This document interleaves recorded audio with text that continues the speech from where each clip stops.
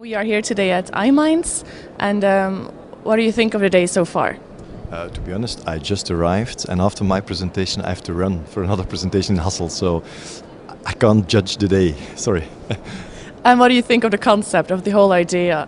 Do you think it's nice for people to gather here and discuss ideas and stories? I think it's essential. I think one of the challenges of today is that we have to get people around the table in all different aspects of technology, media, and so on. And what we see today is that a lot of people from traditional media and from technology and from operators and so on don't talk enough. So any initiative that brings people in one place, that inspires them with stories, with great ideas, with presentations, that allows these people to talk to each other is a great idea. It's a great initiative.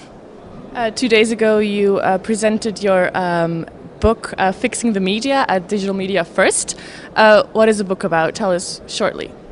Well, in just a couple of words, it's a book about the future of media. It's about the impact, what I call the rather dramatical impact of digital, social, mobile on radio, television, print media and others.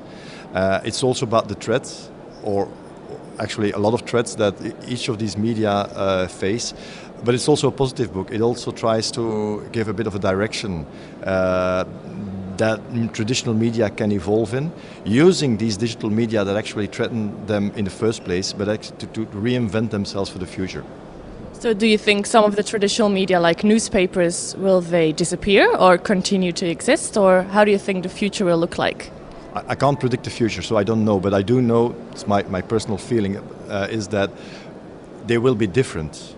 I'm not sure that newspapers will disappear, but the role that it plays today as a paper vehicle for news or news distribution and breaking news, but also for deepening the news, I'm not sure that this is the perfect format, the perfect vehicle to bring this kind of content to people. So I'm sure that it has to evolve.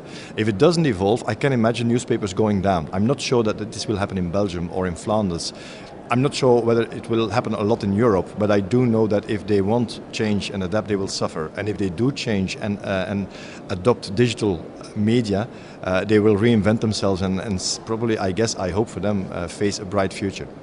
And the Dutch title for your book is Media Morgen, which is also a event happened 6 years ago at VRT, also about the future of traditional media.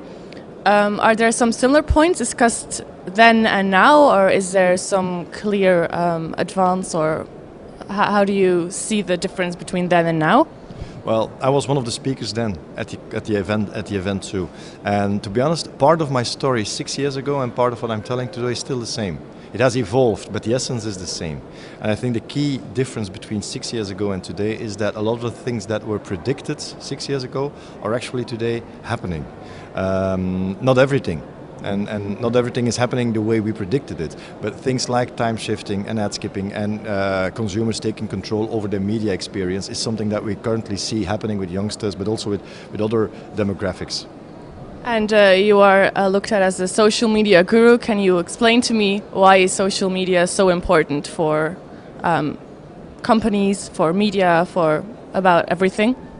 Social media, I think it's wrong to talk about social media because then you limit the potential of social to just usage as media. Social for me is a property. It's something that is getting into the lives of the people, but also of media companies, of other companies, of governments. It means that due to technology, we are more connected to others, individuals to each other, organizations to organizations, people to organizations, and this creates kind of a fast, transparent new way of communication.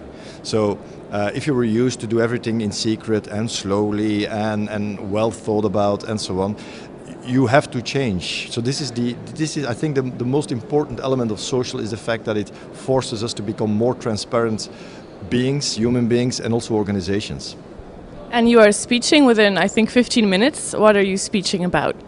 The title of my presentation is The Internet Within the Internet, and I would like to bring to the attention of the people the threat of relying too much on Facebook, Apple, with the entire app ecosystem, the clouds and some others, because apparently don't seem to realize that after 15, or let's say 15 in Belgium, but after 20 years of open internet, we are evolving into walled gardens where only a very small amount of people decide what can happen in the App Store or on Facebook and so on. And this is actually, I think there's an enormous power in these social media and in what Apple is doing, but there's also this threat of only a very few people deciding where this power can be used for. And that's, I mean, it's a word of warning, actually. And if there's one more piece of advice in one sentence that you could give our viewers, what would it be? I don't know, be inspired, something like that, I don't know. Okay, thank you very much.